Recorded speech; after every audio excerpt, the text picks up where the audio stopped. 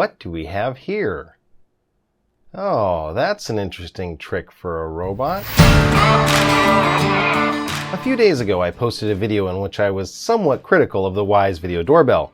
To be fair, if you had exactly $29 to spare at only $2 a month, this doorbell ticks a lot of boxes. But it's not as revolutionary as one might think, or many have wanted from a company like Wyze. This opinion wasn't well received.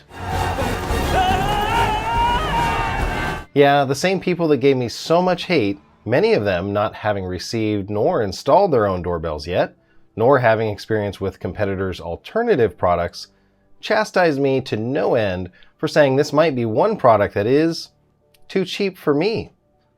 One thing I've learned, never make a nerd angry. It's really not my job, and I haven't received my... For two reasons. One, we have your browser history. Yeah, I made a video about that right there a few months back. And second, because it just encourages us to go to all lengths to prove you wrong. So if you're one of those haters, leave an angry comment below, tap the dislike button, and get the heck out of here. This video isn't for you. Okay, now if you are curious about this secret port, keep watching. So I set out to make a better, unofficial Wyze Pro Video Doorbell, with all of the things that they either forgot or purposely left out of the V1 unit. The company that said no to chaining you to subscriptions now forces you to purchase a subscription service even to get your hands on their V3 product. One of the very first things I did was look at their current offering and see how it ticked. A shout out to Robert, who showed me how to crack open the Wyze V3 camera safely to extend its wireless range. His channel is linked up there. As soon as I popped off what I thought might be a screw cover on the back of the doorbell, I was very curious. What have they not been telling us? If you show an engineer a plug with no directions on how to use it, we're going to stick it in something. And sure enough, a standard micro USB socket was installed underneath the glued down cover on the back of the new doorbells. What magic is this? Well, once you plug it into a normal 5-volt USB wall outlet, car charger, or power brick, the doorbell itself boots up. No way. Cue my shock here, but somehow they had to get from 16 to 24 volts down to 5 volts. It just hadn't occurred to me that there was this back door, you might say.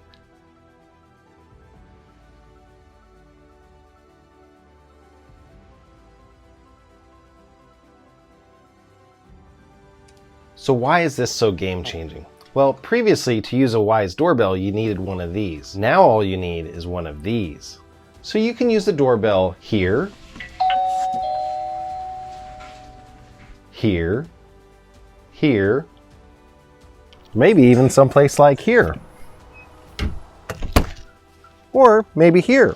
Yeah, lots of people live in mobile homes, travel trailers, or other structures that don't have a 1960s AC transformer but do have 12 volts and the ability to use an adapter very easily.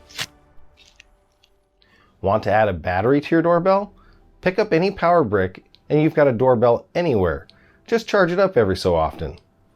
So is this port really a secret? Well, in all of their published manuals and documentation, I can't find a single reference to it, since it updates firmware over the air other than reflashing it back at the home base. In fact, I'm surprised they even made it accessible at all.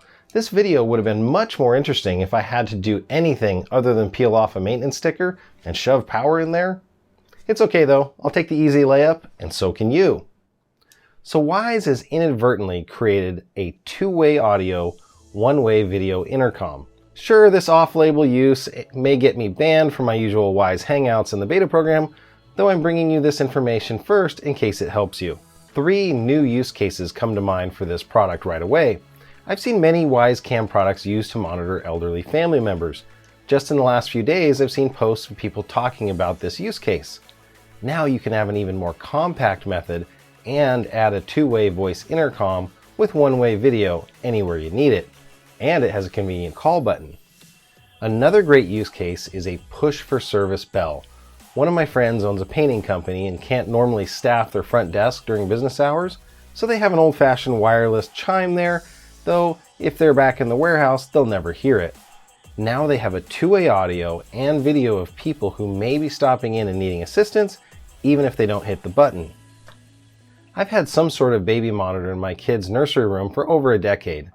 This is an awesome way to add a push to call dad button for when they wake up their nap, or if they need us in the middle of the night.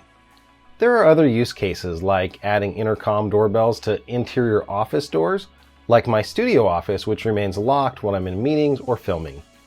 What crazy ways can you use a $29 interactive voice and video intercom? Let me know down in the comments. And in the meantime, I'm going to keep tinkering with the Starlight sensor, motion alerting, easy to find push button, unofficial video doorbell here in the lab. If you want to get alerted when that video comes out, hit the subscribe button below. I guarantee it'll be worth your while. This has been John, the Net Guy. I'll see you in the next video.